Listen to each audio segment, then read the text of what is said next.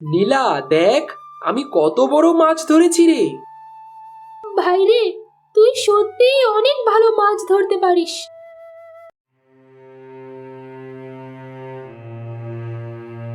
এই, তোরা দুজন সারাদিন কি শুধু ড্যাং ড্যাং করে ঘুরে বেড়াবি, নাকি কিছু কাজ টাজও করবি?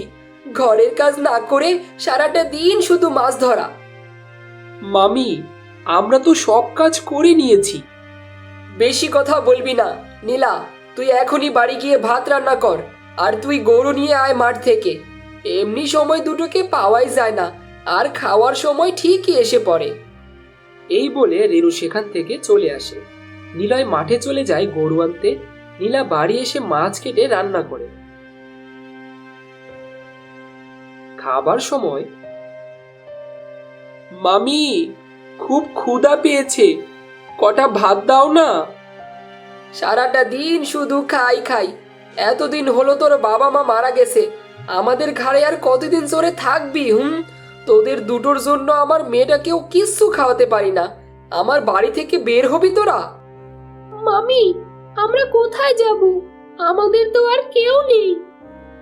আমি সেটা কেমন করে বলবো? হ্যাঁ, আমি তোদের চলে যেতে বলছি, তোরা এক্ষুনি বের হয়ে যাবি।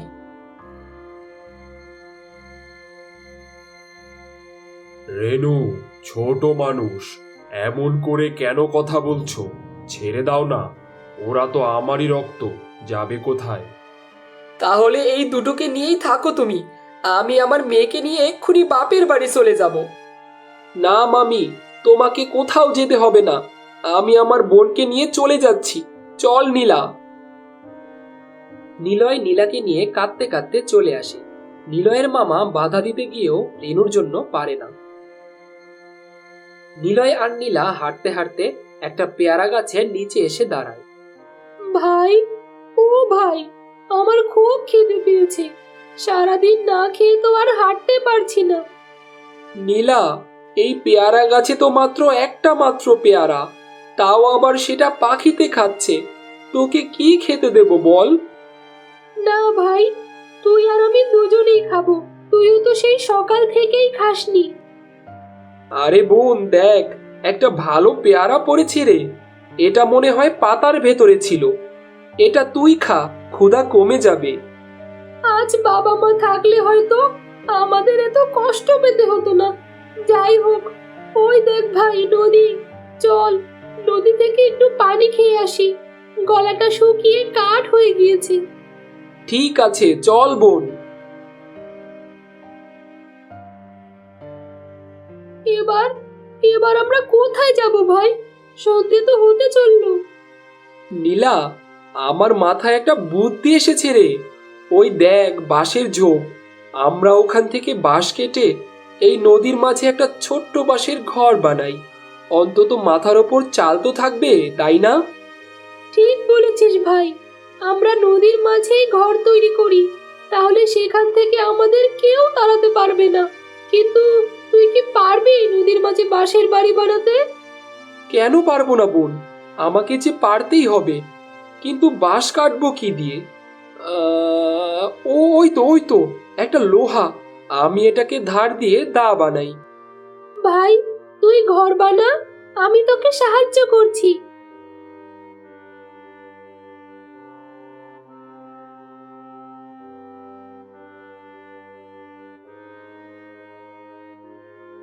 ভাই, এটা আমাদের বাড়ি। কি সুন্দর লাগছে দেখতে। মনে হচ্ছে ঘর থেকে যেন নদীর মাঝখানে একটা ছোট্ট দ্বীপ। আচ্ছা ভাই, একটা কথা বলবো? কি কথা বল? আমরা তো ছোট্ট ঘর বানাতে পেরেছি, কিন্তু নদীর স্রোতে ভেঙে যাবে না তো ঘরটা? না রে বোন, অনেক যত্ন করে বানিয়েছি। তাছাড়া এখানে তো অল্প পানি, আমরা তো নদীর একদম মাঝখানে যাইনি। এখানে তেমন স্রোতও আসবে না। যাই হোক, অন্তত আমাদের মাথার ওপর ছাদ তো আছে এখন। ভাই, এখন তো অনেক রাত হয়ে গিয়েছে, খুব ক্ষুধাও পেয়েছে। বোন, এত রাতে আমি খাবার কোথায় পাবো? একটা দিন কষ্ট কর, সকাল হলেই আমি একটা ব্যবস্থা করব। আচ্ছা, এখন আমাদের ঘুমিয়ে পড়তে হবে।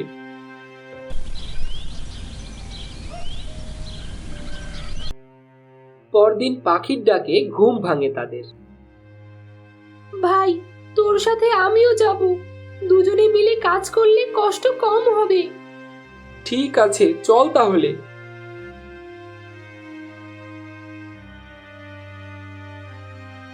ভাই, এভাবে না খেয়ে থাকলে তো আমরা মারা যাব। ক্ষুধার যন্ত্রণা যে আর সইতে পারছি না ভাই। বোন, চল আমরা জঙ্গলের ভেতরে গিয়ে দেখি কোনো ফল পাই কিনা। ঠিক আছে ভাই। ভাই, আমরা তো মাত্র 2টা লেবু পেলাম। এটা দিয়ে কি পেট ভরবে? চিন্তা করিস না বোন, দেখবি আল্লাহ তাআলা ঠিক একটা ব্যবস্থা করে দেবেন। চল আমরা আমাদের বাসের বাড়িতে গিয়ে একটু লেবু খাবো। নিজের বাড়ি খাবার মজাই আলাদা রে। কেউ বলবে না এটা আমার বাড়ি, এই বাড়ি থেকে বের হয়ে যা, বুঝলি? তুই ঠিক বলেছিস ভাই। নীলা আর নিলয় তাদের নদীর মাঝে বানানো বাঁশের বাড়িতে চলে আসে। এরপর তারা দুজন যখন দুটো লেবু খেতে যায়, ঠিক তখনই সেখানে এক বুড়ি চলে আসে। আরে, নদীর মাঝে বাঁশ দিয়ে বাড়ি বানিয়েছো? আচ্ছা ছেলে, তোমাদের ভয় করছে না? ভয় করে কি হবে? আসলে বুড়িমা, আমাদের এই পৃথিবীতে কেউ নেই। মামা মামির কাছে ছিলাম, কিন্তু মামি আমাদের বাসা থেকে বের করে দিয়েছে। এসব কথা পরে শুনবো বাবা। আমার যে খুব খিদে পেয়েছে, কিছু খেতে দেবে? বুড়িমা, আমাদের কাছে তো দেবার মতো এই লেবু দুটো ছাড়া আর কিছুই নেই। তুমি বরং এই লেবু দুটোই খাও। তোমাদের অনেক ধন্যবাদ। তোমাদের দেখে মনে হচ্ছে 2-3 দিন ধরে না খেয়ে আছো, তবুও এই লেবু দুটো আমাকে দিলে। আমরা খুব সহ্য করতে পারবো, কিন্তু তুমি তো বুড়ো মানুষ, তুমি কি ক্ষুধা সহ্য করতে পারবে? খাবারটা বেশি প্রয়োজন তোমার। তোমাদের মন কেমন খাবার চেয়ে সেটা পরীক্ষা করলাম। জঙ্গল থেকে ফেরার সময় তোমরা কি বলেছিলে আমি তো সবই শুনেছি। তোমাদের অসহায় অবস্থায় দেখে তোমাদের সাহায্য করতে এলাম, কিন্তু আমি তাদেরই সাহায্য করি যাদের মনে মায়া আছে, আর তোমাদের মনে মায়া আছে। তুমি আমাদের সাহায্য করবে, কিন্তু কিভাবে বুড়িমা? এত রুটি, এত খাবার! ভাই, আমরা বেঁচে গেলাম। আজ থেকে আর না খেয়ে থাকতে হবে না। কিন্তু এইটুকুই যথেষ্ট সাহায্য নয়, তোমাদের জন্য আরো কিছু করতে হবে। বুড়ি তার লাঠি তুলে আকাশের দিকে তাকিয়ে কিছু দোয়া পাঠ করতে থাকে। মুহূর্তেই তাদের বাড়ির চারপাশে সবুজের সমারোহ হয়ে যায়, নানান রকম ফলের গাছ গজিয়ে যায়। এ কি করলে বুড়িমা? এটা কেমন করে সম্ভব? এখন থেকে তোমাদের আর কোনো কষ্ট হবে না। এই ফল আর সবজি তোমাদের সব অভাব দূর করে দেবে। শোনো, তোমাদের এই বাঁশের বাড়ি সারা জীবন এমন থাকবে, এটা কখনোই ভাঙবে না। ধন্যবাদ বুড়িমা। তুমি না থাকলে হয়তো আমরা বেশি দিন বাঁচতে পারতাম না। এখন থেকে আমাদের আর কোনো ভয় নেই। আমাদের মাথার ওপর চাল আর কখনো হারাবে না। আমাদের বাঁশের বাড়িও কখনো নষ্ট হবে না। খুব আনন্দ হচ্ছে আমার। বুড়িমা, আপনাকে ধন্যবাদ দেবার ভাষা নেই। আমার ধন্যবাদ লাগবে না রে, তোরা ভালো থাকলেই আমি খুশি। আসি তবে।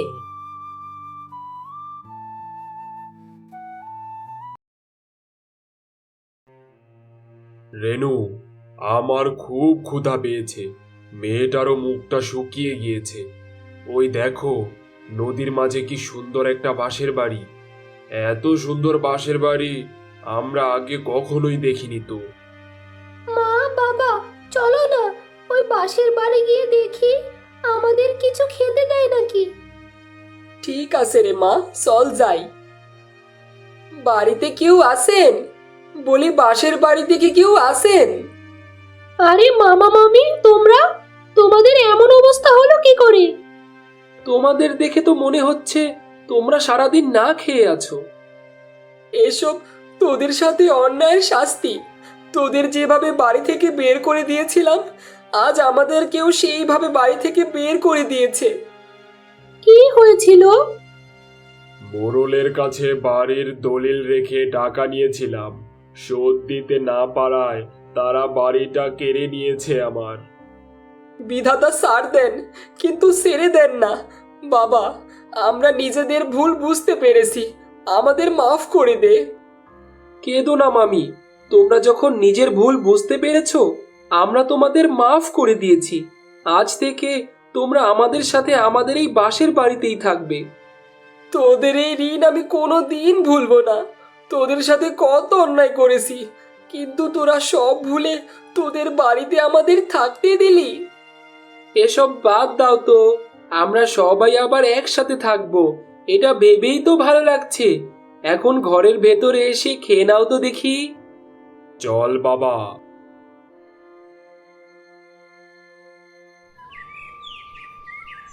বাচ্চাদের পার্কের সামনে একজন ঝালমুড়িওয়ালা বসে আছে। সামনে মুড়ির ঝুড়ি আর মশলার কৌটো। আজ ছুটির দিন বলে পার্কে অনেক বাচ্চারা এসেছে দেখছি, সাথে ওদের বাবা মাও আছে। তার মানে আজকে ভালোই বেচা কেনা হবে। ঝালমুড়ি কত করে ভাই? মাত্র 10 টাকা করে। 2 ঠোঙায় ঝালমুড়ি মেখে দিন তো কাকা। একটাতে ঝাল একটু কম দেবেন, আমার মেয়েটা আবার বেশি ঝাল খেতে পারে না। ঠিক আছে, কুকুমনিরটায় কম ঝাল দিয়েই দিচ্ছি। এই যে দামটা নিন। হ্যাঁ হ্যাঁ, ঠিক আছে আপা, আবার আসবেন। তিনজন বাচ্চা এলো একসাথে। ও কাকা, কাকা আমাকে ঝালমুড়ি দাও না, একটু বেশি করে দেবে। হ্যাঁ হ্যাঁ খোকা, দিচ্ছি, কিন্তু ঝালমুড়ির দামটা তো দাও। এই নাও কাকা। হ্যাঁ হ্যাঁ, ঠিক আছে খোকা। কাকা, আমাদেরও ঝালমুড়ি দাও, আমাদেরও বেশি করে দিবে কাকা। সবাইকে দেবো, একটু দাঁড়াও, ভালো করে মেখে নিই। দামটা নাও কাকা।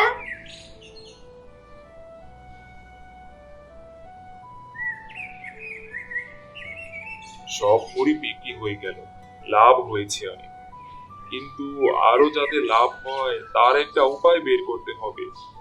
কিন্তু কি বা করব?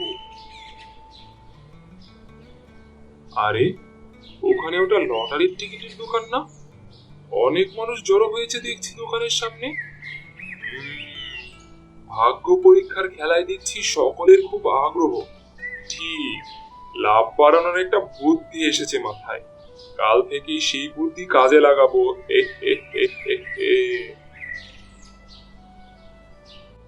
ঝালমুড়িওয়ালা পার্কের সামনে মুড়ির ঝুড়ি আর মশলার কৌটো নিয়ে বসে আছে।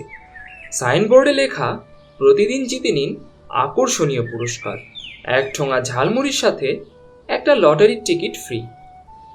ভাই বোন, কাকা কাকি, খোকা খুকি, এসো সবাই, সবাই এসো। এমন সুযোগ পাবে না আর, লটারিতে প্রাইজ জিতার। ঝালমুড়ি যে খাবে তারই তো ভাগ্য চমকাবে। এসো সবাই। কিসের লটারি ভাই? ফ্রি ফ্রি ফ্রি, ঝালমুড়ি খাও আর লটারির টিকিট পেয়ে যাও। 1 ঠোঙা ঝালমুড়ির সাথে একটা লটারির টিকিট ফ্রি। হ্যাঁ, কি বলো ভাই? ঝালমুড়ি কিনলে লটারির টিকিট পামু? হ্যাঁ গো হ্যাঁ, তবে আর বলছি কি, একটা ঝালমুড়ির ঠোঙা কিনলে একটা লটারির টিকিট পাবেন, 2টো ঝালমুড়ির ঠোঙা কিনলে 2টো লটারির টিকিট পাবেন। বাহ, এ তো দারুণ ব্যাপার। তা দাও দেখি আমাকে 2 ঠোঙা ঝালমুড়ি। আমাকেও 2 ঠোঙা দাও, বুঝলে? আর লটারির খেলাটা কবে হবে সেটা তো তুমি বললে না। রোজ খেলা কাকা, আজকের টিকিটে আজ খেলা, আবার কাল ঝালমুড়ি কিনে যে টিকিট পাবেন সেই টিকিটে কাল খেলা। ও আচ্ছা, তা কি কি প্রাইস থাকবে ভাই? নানা রকম প্রাইজ আছে কাকা, pressure cooker, mixie machine, filter, হাত ঘড়ি, এরকম আরো অনেক। বলো কি ভাই, এত দামি দামি প্রাইস? হ্যাঁ কাকা, নতুন কিছু করার ইচ্ছেতেই এই পরিকল্পনাটা করেছি। তবে একটা কথা মনে রাখবেন, যত বেশি টিকিট আপনার কাছে থাকবে আপনার জেতার সুযোগও তত বেশি হবে। আরে হ্যাঁ, ঠিক বলেছো তুমি। তাহলে দাও, আমাকে 60 ঠোঙা ঝালমুড়ি দাও। আমাকেও 5 ঠোঙা দাও, বুঝলে? আজ আমরা বাড়ির সবাই মিলে ঝালমুড়ি খাবো। দেবো দেবো, একে একে সবাইকে দেবো। এই নিন আপনার ঝালমুড়ি, আর টিকিটটা দিচ্ছি, একটু দাঁড়ান।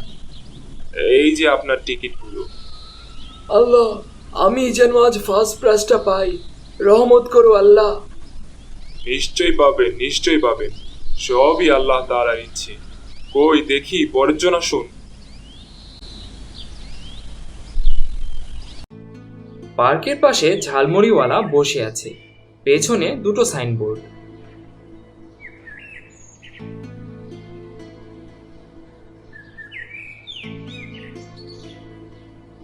এই যে ভাই, গত দুদিন যেই টিকিটগুলো প্রাইস পেয়েছে সেই টিকিটের নম্বরগুলো কই দেখি, আমারটার সাথে মিলিয়ে দেখি। ওই যে কাকা, যেগুলো জিতেছে সেগুলোর নম্বর পাশের বোর্ডে লেখা আছে। না, আমার টিকিটের নম্বর তো এখানে নেই। অত চিন্তা করবেন না কাকা, কাল মেলেনি তো কি হয়েছে, আজ ঝালমুড়ি খান। আজ যে টিকিট পাবেন সেই টিকিটে নিশ্চয়ই প্রাইজ পাবেন, আশা ছাড়বেন না। তা যা বলেছ, আশা ছেড়ে দিলে জীবনে আর আছেটা কি? ঠিক আছে, তুমি যখন বলছো তখন দাও, একটা ঠোঙা দাও। না না, একটা ঠোঙায় কিছু হবে না, তুমি দুটো ঠোঙা দাও। আচ্ছা কাকা, এই নিন।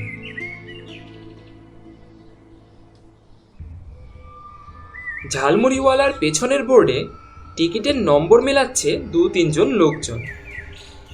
যা, আজও দেখি মিলল না। কাকা, আপনারটা মিলেছে নাকি? না, আমার টিকিটের নম্বর তো এখানে দেখছি না। এই লটারির টিকিট জেতা মনে হয় আমার ভাগ্যে নেই।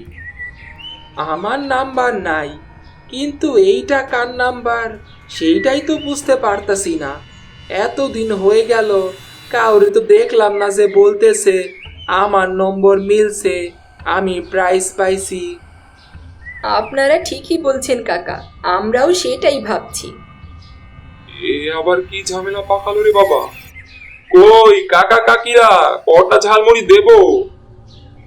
না না, ঝালমুড়ির কথা পরে, আগে বলো তো ভাই, এই যে এই কদিন ধরে আমরা ঝালমুড়ি কিনছি আর তুমি আমাদের টিকিট দিচ্ছ, সেই খেলাগুলো কে কে জিতলো? কই, একদিনও তো এমন কাউকে দেখলাম না যে প্রাইজ পেয়েছে। হ্যাঁ ভাই, যারা এই প্রাইজগুলো পেয়েছে তাদেরকে আমরা দেখতে চাই। হ্যাঁ হ্যাঁ, দেখতে চাই কে প্রাইজ পাইলো। হ্যাঁ, দেখতে চান? হ্যাঁ দেখবেন, নিশ্চয়ই দেখবেন। কাল থেকে যে প্রাইজ পাবে তাকে এখানে থাকতে বলবো। হ্যাঁ ঠিক আছে, কালকেই আসবো দেখতে। ভাই বোন, কাকা কাকি, খোকা খুকি, এসো সবাই, সবাই এসো। এই যে ভাই, কাল কি কথা হয়েছিল মনে আছে তো? হ্যাঁ দাদা, মনে থাকবে না কেন, নিশ্চয়ই মনে আছে। এই যে, এই তো শিবু, ওই তো কালকের খেলায় ফার্স্ট প্রাইজ পেয়েছে। হ্যাঁ, তাই নাকি? তুমি জিতেছ কাল? হ্যাঁ কাকি। তা কি প্রাইজ পেয়েছো বাবা? একটা টিভি পেয়েছি, মা তো খুব খুশি হয়েছে। বাহ, তাহলে তো কথাই নেই, বাচ্চাটা নিজের মুখেই যখন বলছে। হ্যাঁ কাকু, কালকের প্রাইজ আমিই পেয়েছিলাম। আর ওই যে দেখুন, গণেশ আছে না, ও কালকের আগের দিনের প্রাইজ পেয়েছিল। এই গণেশ, এই দিকে আয়। তুই গত পরশুর লটারিটা জিতেছিলি না? হ্যাঁ, আমি জিতেছিলাম। আমি একটা ওয়াশিং মেশিন পেয়েছি। দিনক্ষণ দেখে মা আবার ঝালমুড়ি কিনতে বলেছে। দেখি আজ লটারিতে কি পাই। এত দামি দামি প্রাইজ পেয়েছো তোমরা। তোমাদের ভাগ্য সত্যি চমৎকার। চলো আজ বেশি করে ঝালমুড়ি কিনি, বলা যায় না, আমার টিকিটের নম্বরও মিলতে পারে। হ্যাঁ, আমিও কিনবো। এই তো দিচ্ছি এক্ষুনি। বাচ্চা মেয়েটি গাছের নিচে বসেছিল। শিবু, গণেশ আর রত্না হেঁটে যাচ্ছিল। কাল শিবু আর গণেশ বলল ওরা নাকি প্রাইজ পেয়েছে, কিন্তু আমার যেন কেমন খটকা লাগছে। যাই তো, ওদের পিছনে পিছনে গিয়ে দেখি তো। ঝালমুড়িওয়ালার সামনে শিবু, গণেশ আর রত্না দাঁড়িয়ে আছে। গাছের পেছন থেকে মেয়েটি তাদের সব কথা শুনছিল। কাকু, তুমি যেমনটা বলতে বলেছিলে কাল ঠিক তেমনটাই বলেছি। তাহলে তুমি আজকে আমাকে আর গণেশকে 1 ঠোঙা বেশি করে ঝালমুড়ি দাও। নিশ্চয়ই দেবো খোকারা, এই তো দিচ্ছি এক্ষুনি। কিন্তু গতকালের খেলার প্রাইজ পেয়েছে বলার জন্য তো আজ আরো একজনকে চাই। সেই তোমার চিন্তা নেই কাকু, এই যে রত্নাকে নিয়ে এসেছি, আজও মিথ্যে কথা বলে দেবে যে ও আজ জিতেছে আর সাইকেল পেয়েছে। খুব ভালো, খুব ভালো, তোমরা বড় কাজের ছেলে। ও, এই ব্যাপার, সবটাই সাজানো। এখনই আমি সবাইকে বলছি। একটু পরে মেয়েটির সাথে বেশ কয়েকজন ভদ্রলোক আর মহিলা এসে দাঁড়ালো। ভাই বোন, কাকা কাকি, খোকা খুকি, এসো সবাই, সবাই এসো। এমন সুযোগ পাবে না আর, লটারিতে প্রাইজ জিতার। ঝালমুড়ি যে খাবে তারই তো ভাগ্য চমকাবে। এসো সবাই। তুমি অনেক ভাগ্যের চমক দেখিয়েছো ভাই। এবার আমরা আমাদের হাতের কেরামতি দেখাবো। কি হয়েছে কাকা? কি হয়েছে আবার জানতে চাইছো? লোক ঠকানোর ব্যবসা শুরু করেছো তুমি। দিনের পর দিন তুমি আমাদের ঠকিয়ে যাচ্ছ, আর বাচ্চা ছেলেগুলোকে ঝালমুড়ির লোক দেখিয়ে মিথ্যে কথা বলা শিখাচ্ছ। কি বলছেন কিছুই তো বুঝতে পারছি না। এই দেখুন, কালকের লটারিতে রত্না প্রাইজ পেয়েছে। কিরে রত্না, বল। তোকে মিথ্যা কথা বলতে হবে না রত্না, মিথ্যে বলা উচিত নয়। আমি ভুল করেছিলাম। আজকে আমি সবার সামনে বলছি, এই ঝালমুড়িওয়ালা কাকু আমাদেরকে দিয়ে মিথ্যা প্রাইজের নাটক করিয়েছে। ঠিক কথা, ঝালমুড়িওয়ালা কাকু আমাদের মুড়ির লোভ দেখিয়ে মিথ্যা কথা বলিয়েছে। এই রে, আমি তো ফেঁসে গেলাম দেখছি। মিথ্যে লটারির টিকিটের ফাঁদ ফেলে বেশি লোভ করতে গিয়েছিলাম, কিন্তু সেই ফাঁদে তো নিজেই আটকে গেলাম। আমাকে ক্ষমা করবেন কাকারা কাকিরা, লোভে পড়ে এমন করেছি, আর হবে না। লোভীর শাস্তি আরম ধোলাই, পালানোর আর পথ যে নাই।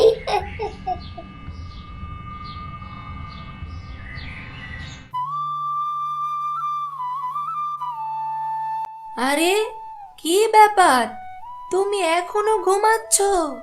বেলা কত হলো সে খেয়াল কি আছে তোমার? কি হয়েছে গো বউ? সকাল সকাল এত জ্বালাচ্ছ কেন? একটু শান্তিতে ঘুমোতে দেবে না নাকি? তো শুধু কি ঘুমালেই চলবে? বাজারে গিয়ে বাজার হাট করতে হবে না? বাজার করবে কখন আর আমি রান্নাই বা করব কখন? কেন গো বউ? কালকেই তো ব্যাগ ভর্তি বাজার করে নিয়ে আসলাম। আজকে সকাল হতে না হতেই সব বাজার কি শেষ হয়ে গেল নাকি? কি আর বলবো তোমাকে, ওইটুকু বাজারে কি একদিন যায়? ওইটুকু বাজার মানে আমি যে বাজার করে এনেছি তাতে 5-6 দিন যাওয়ার কথা। আমি এত কিছু বুঝি না। ঘরের সব কাঁচা বাজার শেষ হয়ে গেছে, তুমি গিয়ে কিছু মাংস আর সাথে কিছু কাঁচা তরি তরকারি কিনে নিয়ে আসো। তোমাকে নিয়ে না আমি আর পারছি না। দাও আমাকে বাজারের ব্যাগটা দাও। এই নাও ব্যাগ।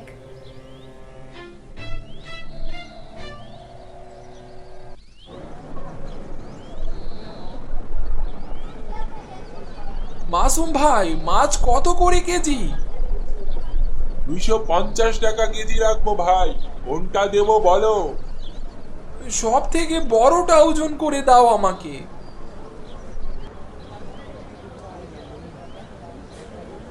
এই নাও ভাই, 6 কেজি ওজন হয়েছে। এই নাও টাকা। ভাই মাছটা নিয়ে যাও, খাওয়ার পরে ঠিক আমার কথা মনে পড়বে তোমার। মাছটা আমাদের বিলে আজকে সকাল সকাল ধরেছি। যাক ভাই, আমার অনেক দিনের ইচ্ছে ছিল আমাদের বিলের একটা বড় মাছ খাবো, আজকে অবশেষে পেলাম। আচ্ছা দাদা, পূরণ করো তোমার শখ, শখ পূরণ করা তো ভালো।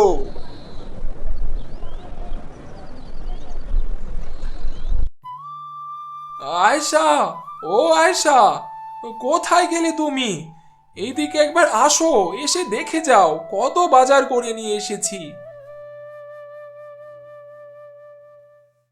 ও মা, কত বড় মাছ, সবজি, এত বাজার! এই, তুমি তো একেবারে জমিদারি বাজার করেছো গো। হ্যাঁ গো আয়শা, আমি সামান্য কৃষক, কিন্তু তোমার জন্য এই জমিদারের মতো বাজার করতে হয় আমার। আচ্ছা, এই নাও এই নাও, রান্না বসাও দেখি। অনেকদিন ধরে বিলের একটা বড় মাছ খুঁজছিলাম, আজকে পেয়েছি। তুমি রান্না করো, ততক্ষণে আমি মাঠে গিয়ে ক্ষেতটাকে একটু দেখে আসি। লোকে বলে আগাছার বার বেশি, না, লোকে তো কথাটা মন্দ বলে না, আসলে আগাছার বার বেশি। কিরে ভাই, কি করো এখানে বসে? সাঁতার কাটছি ভাই, দেখছো না তুমি? কই, আমি তো দেখছি তুমি আগাছা পরিষ্কার করছো। তো যখন দেখতেই পারছো তো জিজ্ঞাসা করার কি আছে? কি ব্যাপার ভাই, বউয়ের সঙ্গে ঝগড়া করেছো নাকি? এত রেগে আছো কেন? আরে ভাই, সে কথা বলিস না, আমার বউটা বড্ড রান্না পাগল। আমি ব্যাগ ভর্তি বাজার করে আনি আর সে একদিনে সব রান্না করে সাবার করে দেয়। বলছো কি ভাই? মেয়ে মানুষ, সংসারে একটু হিসেব কিতেব করে না চললে তো সংসার উজায় না। সেই কথা আমার বউটাকে কে বোঝাবে বল? সারাদিন খেটে যা রোজগার করি তা বাজার করেই তো শেষ হয়ে যায়। বলছো কি ভাই, এরকম চলতে থাকলে তো তুমি পথে বসে যাবে। মাঠে কাজকর্ম বাদ দিয়ে ঘরে গিয়ে বউকে বোঝাও। আমি চলি গো ভাই, অনেক কাজ করে আছে।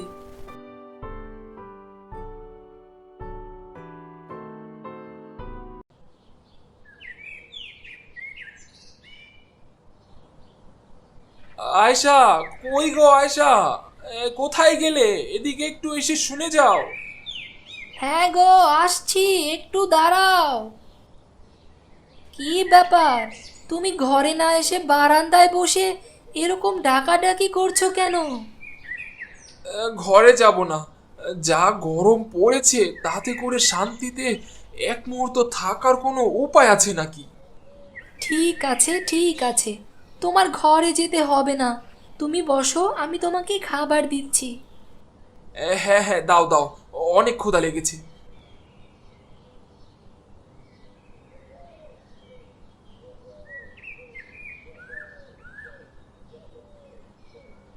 এই নাও গো, খেয়ে নাও। হ্যাঁ, এগুলো কি? এত পদের তরকারি করেছো কেন? এত পদ আর কোথায়, এই একটু মাছ ভর্তা, মাছ ভাজা, মাছ ভুনা, মাছের ঝাল আর একটু মাছের সাথে সবজি দিয়ে রান্না করেছি। কি বলো, এগুলো কম হয়ে গেছে নাকি? এগুলো কম নয় তো কি, বেশি হলো নাকি? তুমি কি জানো না, রান্না করতে আমার খুব ভালো লাগে। রান্না করতে ভালো লাগে তাই বলে তুমি এত বড় মাছ এক বেলায় রান্না করে শেষ করে ফেলবে? আমি তো ঠিক করে রান্নাই করতে পারলাম না, আরো অনেকগুলো পদ করব ভেবেছিলাম, কিন্তু এই কয়টা পদ করতে গিয়ে তো সব মাছ শেষ হয়ে গেল। এই, তুমি না কাল একটা কাজ করবে, তুমি যখন কালকে বাজারে যাবে তখন বাজার থেকে না এরকম বড় দেখে 3টা মাছ নিয়ে আসবে। কি কি কি বললে? একটা দুটো নয়, পুরো 3টা। এই তোমার মাথায় কি কোনো বুদ্ধি নেই? মাথায় কি গোবর ঠাসা নাকি? চাষার ঘরের বউ হয়ে এত খরচ কেন করাও আমাকে দিয়ে? কি, তুমি আমাকে এত কথা বললে? আমার বুদ্ধি নেই? আমার মাথায় গোবর ঠাসা? তা নয় তো কি, মাথায় গোবর ঠাসা না থাকলে কি কেউ একদিনে এত পদ রান্না করে?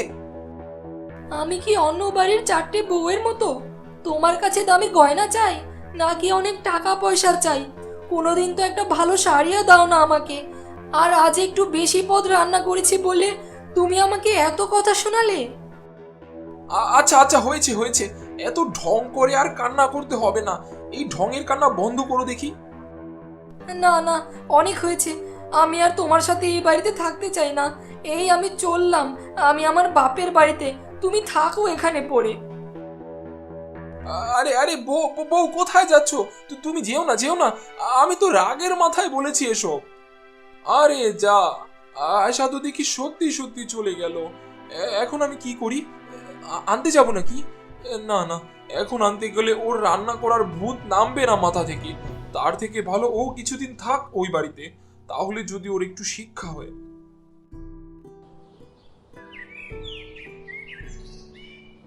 কি ব্যাপার আয়েশা, তোর কি আবার জামাই বাবুর সাথে কোনো ঝগড়াঝাটি হয়েছে নাকি? এইভাবে চলে আসলি যে? হ্যাঁ মা, অনেক হয়েছে। আমি ওই বাসা থেকে চলে এসেছি। আমি আর ওই বাসায় যেতে চাই না। এইটা কোনো কথা হলো নাকি? কেন যাবি না তুই ওই বাড়িতে? কি হয়েছে আমাকে বলবি তো? কি আর হবে, তেমন কিছু হয়নি। আমি ওই বাড়িতে যাব না, বাস। আরে মা, যাবি না তো বুঝলাম, কিন্তু কেন যাবি না সেটা তো বলবি। তোমার জামাই আমাকে অনেকগুলো কথা শুনিয়েছে, তাই আমি আর ওই বাসাতে যেতে চাই না। আমি তো আর 5টা মেয়ের মতো না যে ওর কাছ থেকে আমি দামি গয়না টাকা পয়সা চাই। আমি তো এগুলো কিছুই চাই না, তারপরেও সে আমার সাথে এরকম ব্যবহার করে। গয়নাগাটি কাপড় চোপড় কিছুই চাস না? তাহলে কি নিয়ে তোদের ঝগড়া হয়েছে আমাকে বল দেখি মা। বাবা, তুমি তো জানো ছোট থেকে আমি রান্না করতে ভালোবাসি, তাই আমি একটু বেশি পদের রান্না করেছি। এটাই তার সহ্য হয় না। আরে মা, এ কথা নয়। তোর স্বামী তো একটা চাষি, কত টাকাই বা রোজগার করেও। তুই মনে হয় একটু বেশি খরচ করে ফেলেছিস মা। আর জামাই কিপটে কিনা আমি তোর বাসায় গিয়েই বুঝতে পারবো। চল দেখি মা আমার সাথে।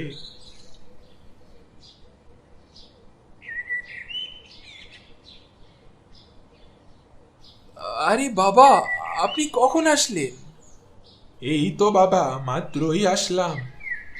তোমাদের মধ্যে কি হয়েছে গো? আপনার মেয়ে 1 সপ্তাহের বাজার একদিনে রান্না করে শেষ করে ফেলে। আমার মেয়েটা একটু রান্না পাগল আছে বটে। তো তোমার চাষ কেমন চলছে বাবা? না বাবা, চাষে আর আগের মতো টাকা হয় না। আমি তোমাকে একটা বুদ্ধি দেই, এই চাষ করা ছেড়ে দিয়ে বাজারে একটা হোটেল করো। আমার মেয়ের রান্না লোকে একবার খেলে বারবার খেতে চাইবে। হ্যাঁ, তা আপনি মন্দ বলেননি। ওই ভোলা বেটার হোটেলের পাশে একটা হোটেল দেব, তাহলে আপনার মেয়ের রান্নার শখও পূরণ হবে আর আমার ব্যবসাও হবে। ঠিক আছে বাবা, কাজে লেগে পড়ো। হ্যাঁ বাবা, যাই।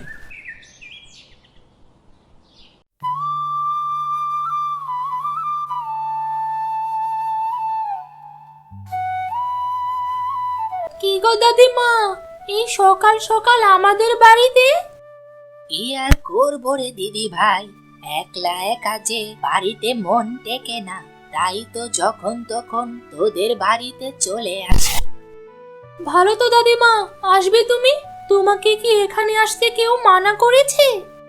তুই আর তোর মা, তোদের সাথে কথা না বল আমার শান্তি টেকে না। তুই বড় লক্ষ্মী মেয়ে রে দিদি ভাই, তা তোর মাকে তো দেখতে পারছি না, যে কোথাও গেছে নাকি? না না দাদিমা, মা তো এখনো ঘুম থেকে ওঠেনি। তো তুই এত সকাল সকাল উঠে কাজ করা শুরু করে দিয়েছিস? মা তো ঘুম থেকে উঠে ঝাড়ু দিতই। আমি সকাল সকাল যেহেতু উঠেছি তাই আমি ঝাড়ুটা দিয়ে দিলাম। মা উঠে রান্না শুরু করতে পারবে। তা তুমি দাঁড়িয়ে না থেকে বারান্দায় গিয়ে বসো।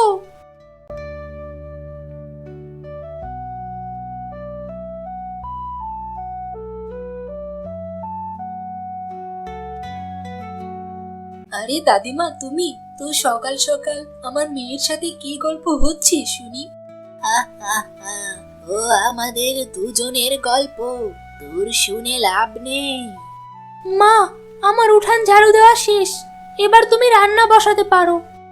আচ্ছা, আমি তাহলে রান্না বসাই, তুই একটু দাদিমার সাথে বসে গল্প কর তো।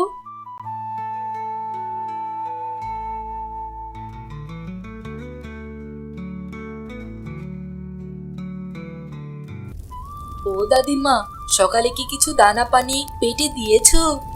না রে মা, ঘুম থেকে উঠেই তোদের এখানে চলে আসলাম। মা রূপা, ঘর থেকে মুড়ি এনে দুজনে খেতে থাক, ততক্ষণে আমার রান্না হয়ে যাবে। ঠিক আছে মা।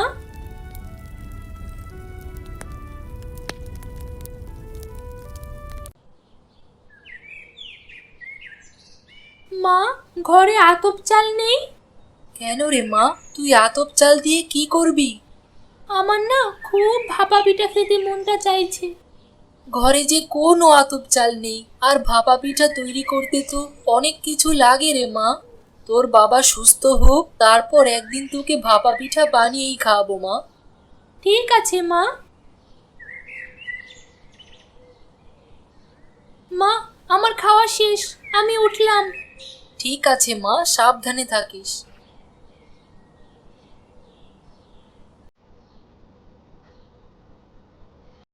আয়েশা, একবার এই দিকে আসো তো একটু।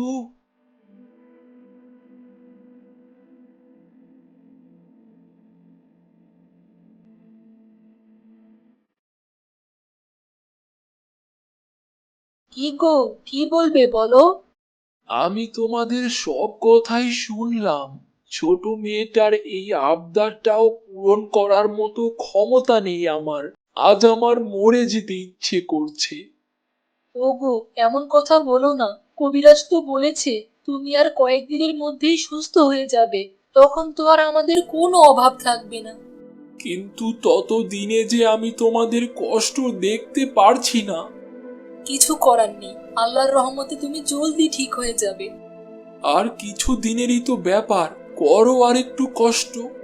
ঠিক আছে, তুমি বিশ্রাম করো, আমি তোমার জন্য খাবার নিয়ে এসে খাইয়ে দিচ্ছি।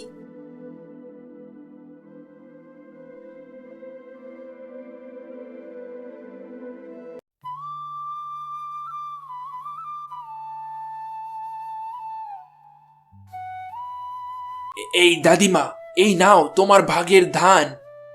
এইবার কি জমিতে ধান কম হয়েছে রে বাতেন? হ্যাঁ দাদিমা, এই বছর ধান একটু কমই হয়েছে। তা তোমাকে কিন্তু আমি কম দেইনি। তা ঠিক আছে তো বাবা বাতেন, ধানের বস্তাটাকে ঘরের মধ্যে একটু রেখে আয়। আমার তো আবার ঘরের মধ্যে নিয়ে যাওয়ার মতো সাধ্য নাই।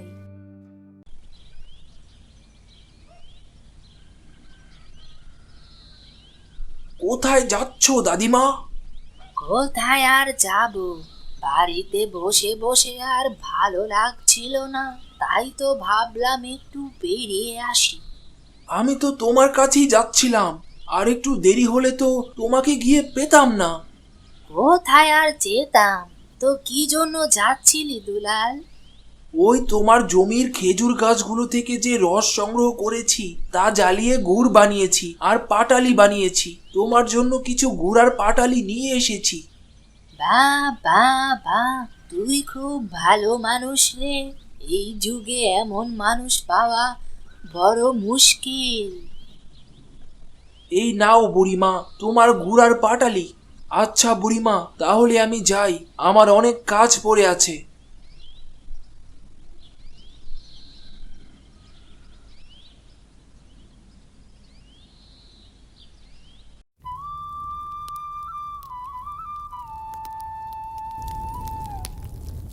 কি গো, এত সকাল সকাল রান্না শুরু করে দিলে?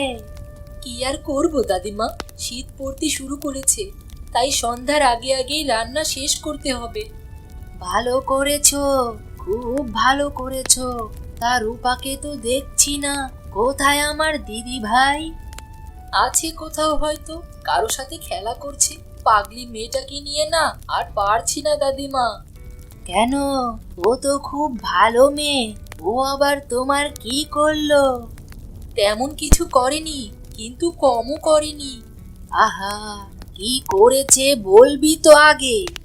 ভাপা পিঠা খেতে চেয়েছে। তুমি তো জানোই তোমার ছেলে অসুস্থ, ঘরে চাল নেই, তার উপর আবার পাটালি গুড়ের দরকার। কিভাবে আমি ওকে পিঠা বানিয়ে দেব? তুমি হাসছো বুড়িমা?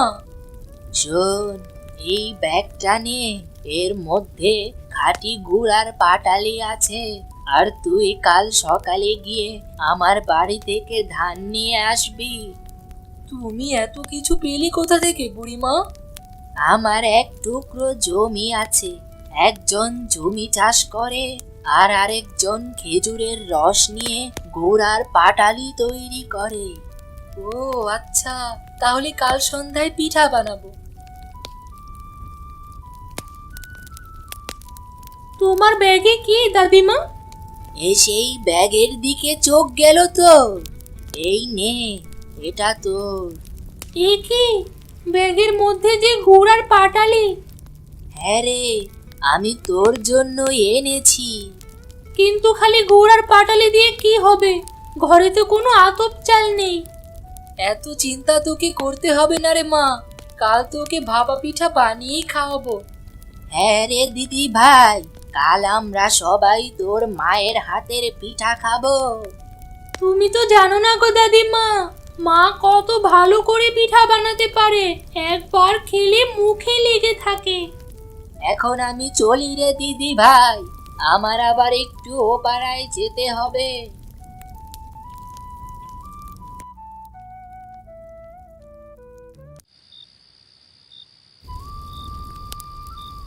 বা বা বা, কি সুন্দর স্বাদের পিঠা!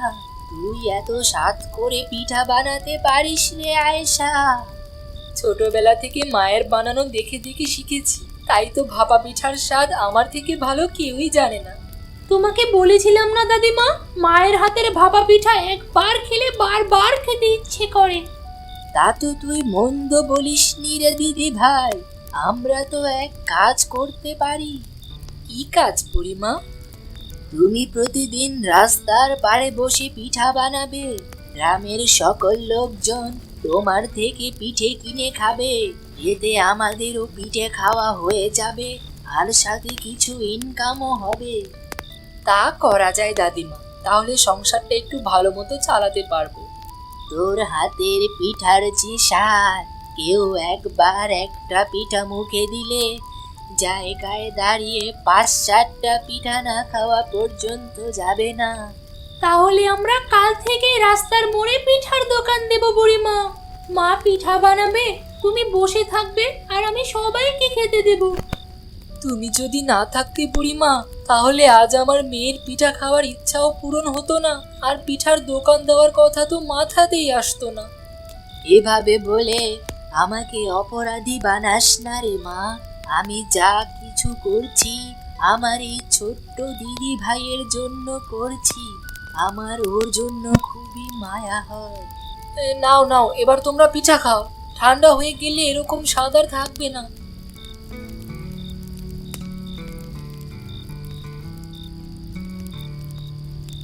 তোমরা শুধু শুধু আমাকে ভুল বুঝছো।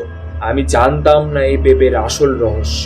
এসো, আমরা সবাই মিলে এই পেঁপেটি কেটে ওর ভেতরে দেখি অদৃশ্য হওয়া মানুষগুলো এখানে আছে কি।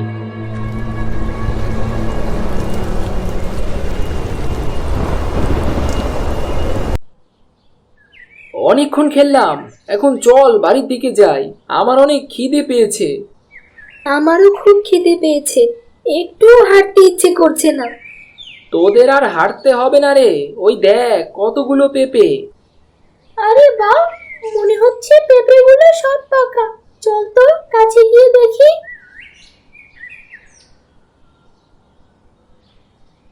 পেঁপেগুলো সব পাকা।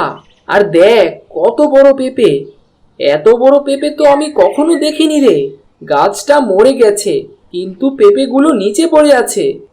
নে, সবাই এখানে বস, পেঁপে খেয়ে পেট ঠান্ডা করে তারপর বাড়ি যাব। এই নীলা, ওই দেখ পেঁপের চারা। মনে হয় এই জাতেরই পেঁপের চারা। আর এগুলো অত্যন্ত সুস্বাদু। এমন চারা বাড়িতে লাগালে কিন্তু দারুণ হবে। তাহলে পেঁপের চারাটি আমার বাড়ি নিয়ে যাই। যদি পেঁপে হয় তখন সবাই মিলে খাবো। তোর মা তোকে পেঁপের চারাটি লাগাতে দেবে বাড়িতে? যদি না দেয় তবে চুরি করে বাড়ির আঙিনায় কোথাও লাগিয়ে দেব। তোরা ভাবিস না। চল সবাই, এবার বাড়ি ফিরে চল।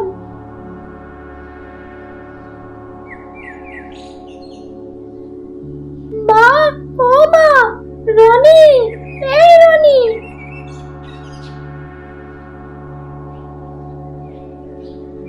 কি রে নীলা, তুই কোথায় গিয়েছিলি? বলি তোর কাণ্ডজ্ঞান কি কিছু নেই? সেই সকালে বেরিয়েছিস। রাগ করো না মা, আমি বন্ধুদের সাথে খেলতে গিয়েছিলাম। তুমি বলো কি কাজ করতে হবে, আমি তোমার সব কাজ এখনই করে দিচ্ছি। কাপড় চোপড় ধোয়া বাকি, যা কাপড় চোপড় গুলো ধুয়ে আয়। আর তোর হাতে ওইটা কি? এই পেঁপের চারা তুই কোথায় থেকে এনেছিস? জঙ্গলের ভেতরে একটা পেঁপে গাছের নিচ থেকে পেয়েছি মা। এটা খুব ভালো খেতে পেঁপে, আমি পেঁপে খেয়েও দেখেছি। নে, হয়েছে, মুখে দেখি অনেক বুলি ফুটেছে। যা সামনে ওই পেঁপে গাছটি লাগিয়ে দিয়ে তাড়াতাড়ি কাজ গুছিয়ে নে।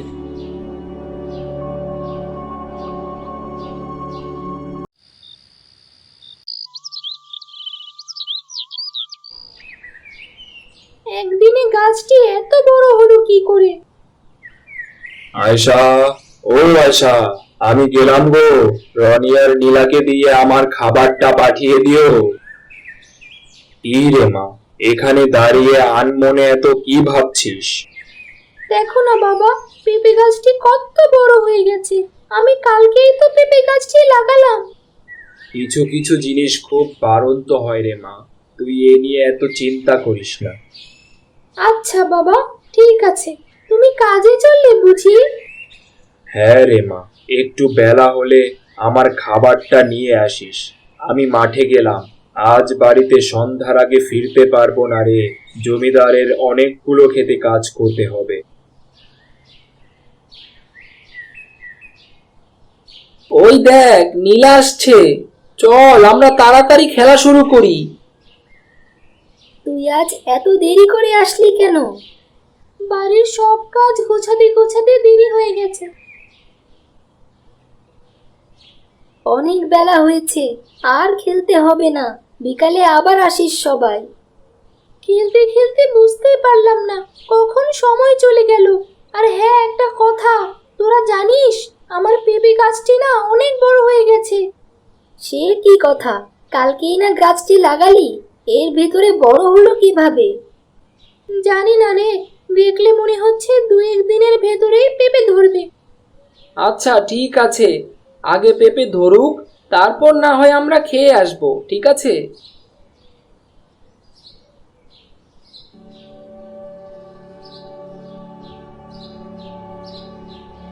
আয়শা, ও আয়শা।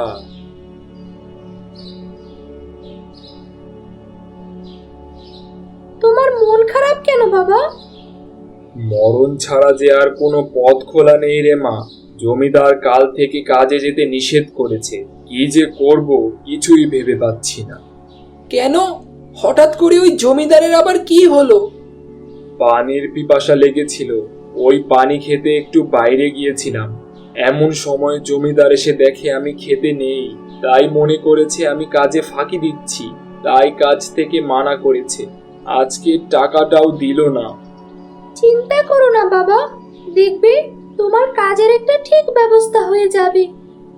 হ্যাঁ রে মা, কাল থেকে আবার অন্য কাজের সন্ধানে যেতে হবে।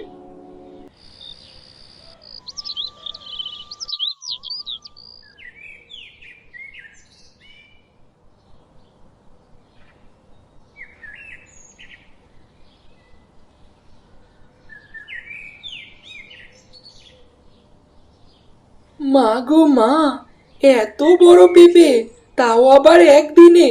নীলা, এই নীলা, ওগো শুনছো গো? আরে তোমরা কোথায় গেলে সবাই? কি গো, কি হলো? তুমি এত চিৎকার চেঁচামেচি করছো কেন? ওগো দেখো, সামনে তাকিয়ে দেখো। এত বড় পেঁপে!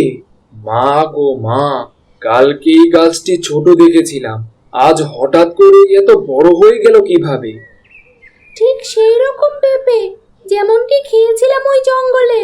বাবা, তোমার কাজ নিয়ে আজকে আর চিন্তা করতে হবে না। আজ বরং এই পেঁপেগুলোই তুমি হাটে বিক্রি করে আসো। ঠিক বলেছিস মা, এত বড় পেঁপে দেখলে যে কেউই পেঁপে কিনবে। একটা থাক বাড়িতে খাওয়ার জন্য। রনি ওর নানা বাড়ি থেকে আসলে পরে কাটবে নে, আর বাকিগুলো বিক্রি করে আসি।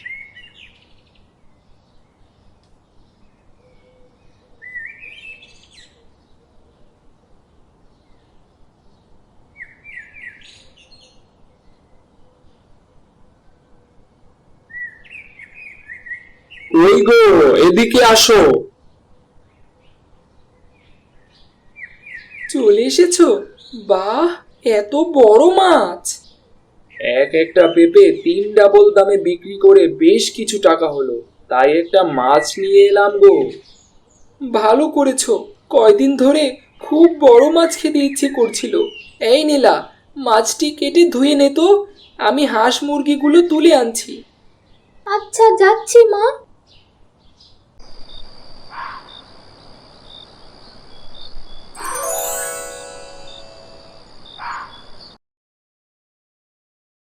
কাজ করতে করতে তো আমার পেঁপের কথা মনেই নেই। আজ ওদের সবাইকে ডেকে আনবো, সবাই মিলে একসাথে পেঁপেটিকে কেটে খাবো।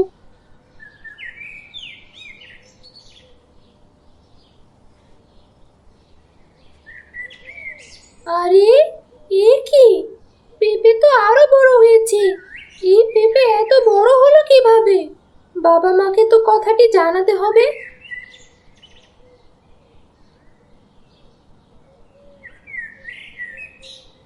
কিরে, তোরা এমন হাঁপাচ্ছিস কেন? হঠাৎ আমাদের বাড়িতে কি করতে এলি? নীলা, সে অনেক কথা। গ্রামের মানুষ তো তোদের বাড়িতেই আসছে রে। কাল তোর বাবা কি পেঁপে হাটে বিক্রি করেছে। যারা যারা নাকি ওই পেঁপে খেয়েছে তারা সবাই নিখোঁজ। এগুলো তোরা কি বলছিস? তাহলে কি সবাই এক একটা পেঁপের ভেতর বন্দি হয়ে আছে নাকি? বাবা, হতে পারে। এটা কি তাহলে রাক্ষসী পেঁপে?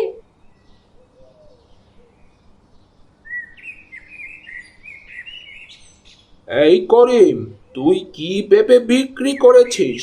আমার ছেলে আর ছেলের বউকে সাথে সাথে অদৃশ্য হয়ে গেছে, আমার চোখের সামনেই অদৃশ্য হয়েছে। ভাই, তোমরা শুধু শুধু আমাকে ভুল বুঝছো। আমি জানতাম না এই পেঁপের আসল রহস্য। এসো, আমরা সবাই মিলে এই পেঁপেটি কেটে ওর ভেতরে দেখি অদৃশ্য হওয়া মানুষগুলো এখানে আছে কি।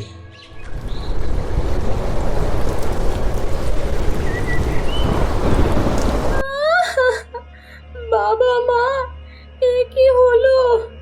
আমি না জেনে শুনে একটি রাক্ষসী পেঁপে গাছ বাড়িতে নিয়ে এলাম। কাঁদিস না নীলা, কাঁদিস না। এবার কি হবে? ওদের সবাইকে কি করে বাঁচাবো? শুধু আমাদের 4 জনকে বাদে সবাইকে তার কাছে টেনে নিয়েছে, কিন্তু কেন?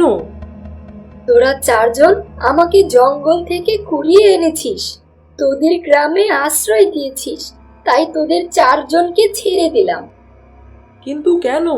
কেন তুমি এমন করছো? প্রতিশোধ, প্রতিশোধ। তোদের গ্রামের একটা প্রতারক লোভী লোক, ওরা ওরা আমার মাকে মেরে ফেলেছে, তাই প্রতিশোধ নিচ্ছি। তুমি একজনের অন্যায়ের জন্য আরেকজনের ওপর প্রতিশোধ নিচ্ছ? কি হয়েছে তোমার মায়ের সাথে? আমার মা খুব দয়ালু ছিল, যে ওই জঙ্গলে যেত, আমার মা তাকে মিষ্টি মিষ্টি পেঁপে খেতে দিত। কেউ অভাবে পড়লে তাকে সাহায্য করত। একদিন এক কাঠুরে আমার মায়ের গাছের পাশেই বসে। আজ এই জঙ্গল থেকে আমি বাড়ি ফিরবো না। এখানেই গলায় দড়ি দিয়ে মরবো আমি। এখানেই গলায় দড়ি দিয়ে মরবো আমি। অভাবের জাতাতলে যে আমি পিষে যাচ্ছি, মৃত্যু ছাড়া আমার কোনো পথ খোলা নেই। না কাঠুরে, আত্মহত্যা মহাপাপ। তুমি মরার কথা মুখেও বলো না। কথা বলা পেঁপে গাছ, কিন্তু কিন্তু কি করব আমি? আমার যে আর কোনো পথ খোলা নেই। আমার গাছের একটা ডাল নাও, দেখবে এটা সোনার হয়ে যাবে। আশা করি এতে তোমার সমস্ত অভাব ঘুচবে। ধন্যবাদ তোমাকে পেঁপে গাছ, অনেক ধন্যবাদ।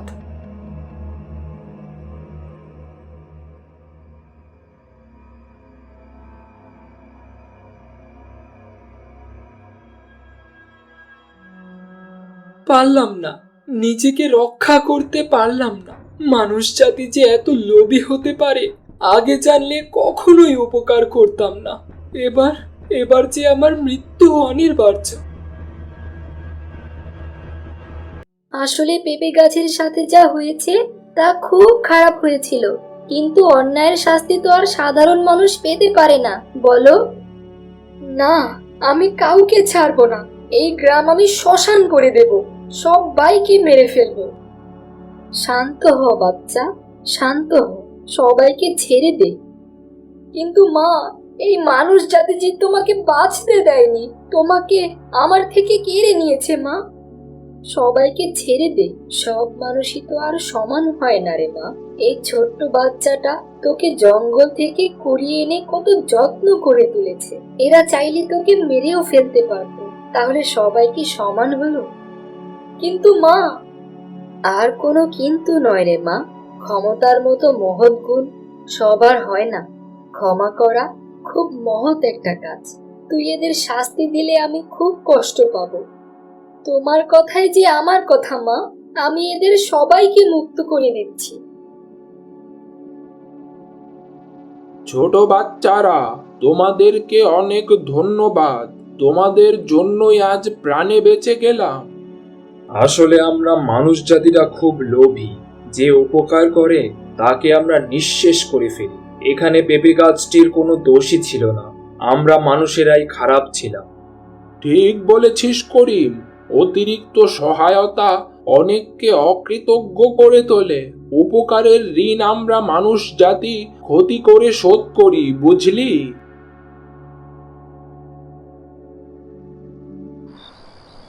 কতবার বললাম আজকে না আসি, কাল সকালেই আসবো একেবারে। শুনলো না আমার কথা। এখন এই এত রাতে একা একা বাড়ি যাই কি করে?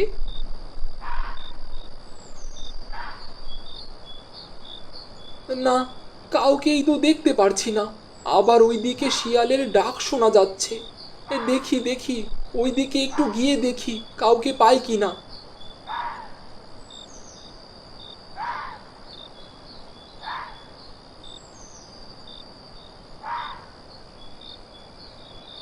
ওই তো একটা লোককে দেখা যাচ্ছে মনে হয়। যাই যাই, তার কাছে যাই, দেখি লোকটা কোনো ব্যবস্থা করে দিতে পারি কিনা।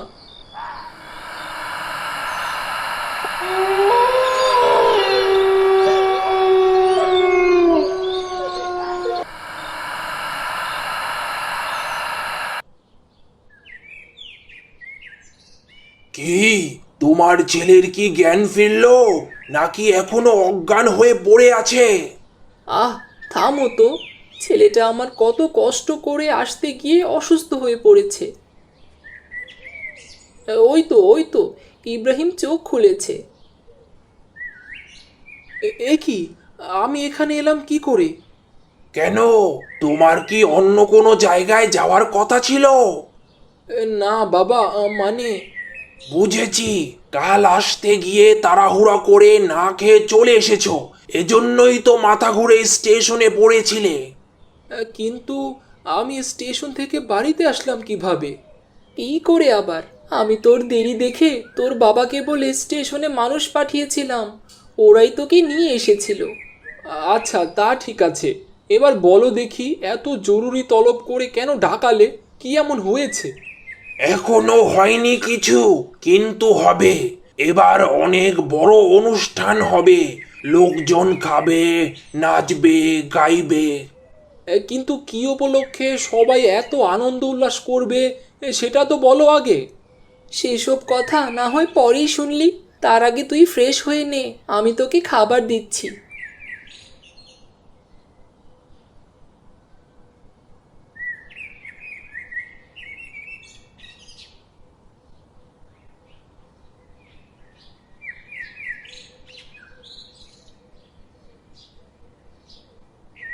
আরে বাহ, পেঁপেগুলো তো বেশ ভালো পেকেছে। যাওয়ার সময় সাথে করে কতগুলো পেঁপে নিয়ে যাব। বাবা ইব্রাহিম, কোথায় গেলি বাবা? আয় বাবা, খেতে আয়।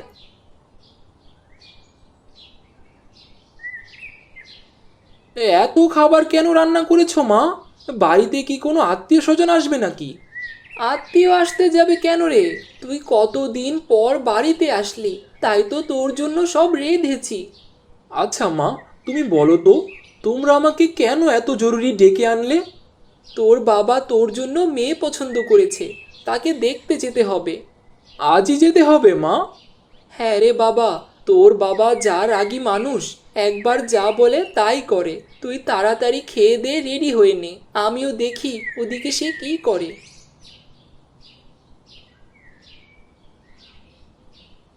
হায় রে কপাল, কি ভেবেছিলাম আর কি হলো। যাক, কি আর করার, কপালে যা আছে তা তো হবেই।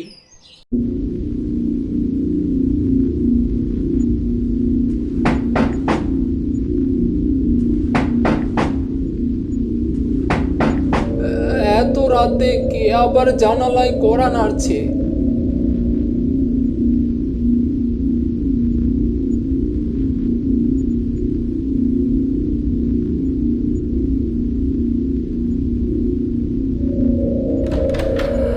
এইখানে তো কেউই নেই, তাহলে কে এতক্ষণ জানালা খটখটালো?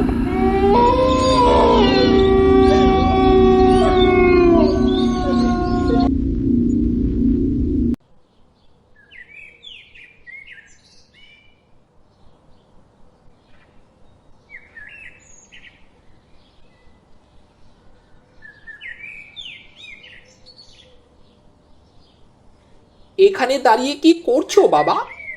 আরে সজীব কাকা, তুমি কখন আসলে? তুমি, তোমার আসার খবর শুনে চলে আসলাম বাবা। তোমাকে না দেখে কি আর আমি থাকতে পারি বলো? সেই ছোটবেলা থেকে কোলে পিঠে মানুষ করলাম, আর এখন তুমি কত বড় হয়ে গেছো।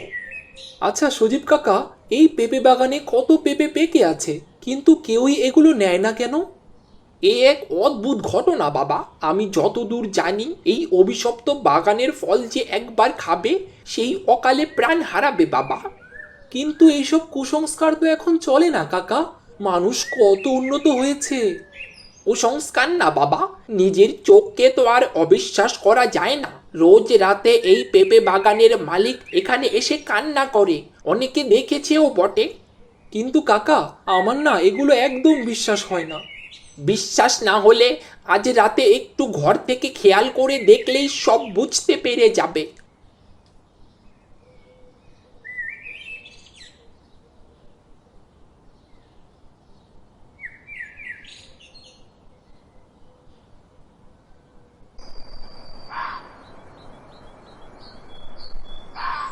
কই, অনেক রাতি তো হলো, কিন্তু কাউকেই তো দেখতে পেলাম না। না না, এখানে কি হয় আমাকে দেখতেই হবে।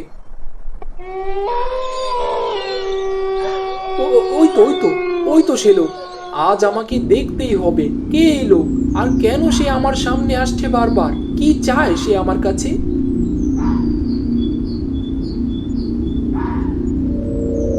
কে কে আপনি? আমার দিকে তাকান। কি চান আপনি? এত রাতে পেঁপে বাগানের দিকে কেন যাচ্ছেন? কে কে কে আপনি? কি চান আপনি? প্রতিশোধ চাই আমি। আমি আমার মৃত্যুর প্রতিশোধ চাই। এই কি বাবা, তুমি এত রাতে এখানে? তার আগে তুমি বলো, ওই লোকটা কে ছিল আর আমাকে কেন মারতে চায়, আর কেন বলছিল প্রতিশোধ চাই? সব বলবো বাবা, সব বলবো, কিন্তু তার আগে আমার সাথে চলো। তুমি আগে বাড়ি চলো।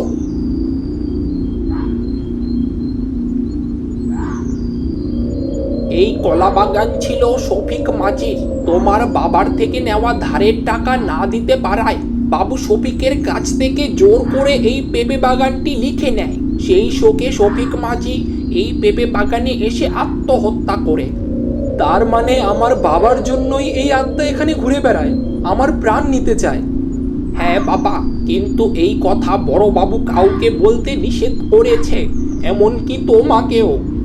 তুমি আমাকে অনেক বড় উপকার করলে এই কথাটা বলে। এখন যেভাবেই হোক আমাকে এই আত্মার মুক্তি দিতে হবে। তুমি আমাকে কালই একটা বড় সাধুর কাছে নিয়ে চলো। ঠিক আছে বাবা, কালই আমি তোমাকে একটা বড় সাধুর কাছে নিয়ে যাব। এখন আমি চলি।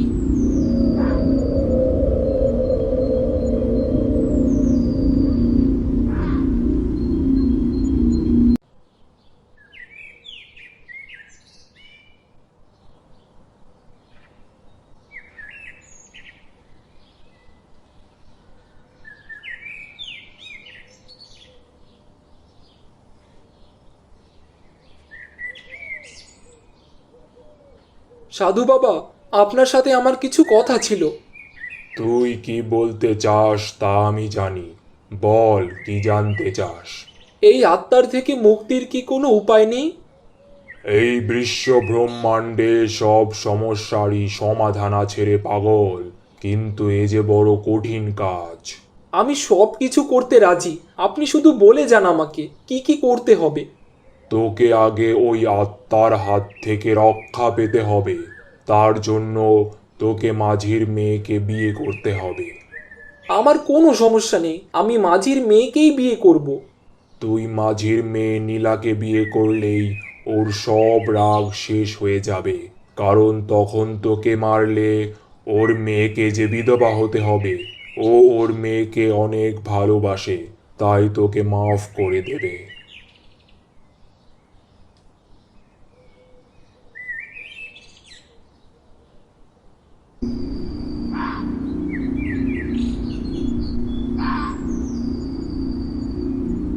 এখনই আসবে তোমার বাবা।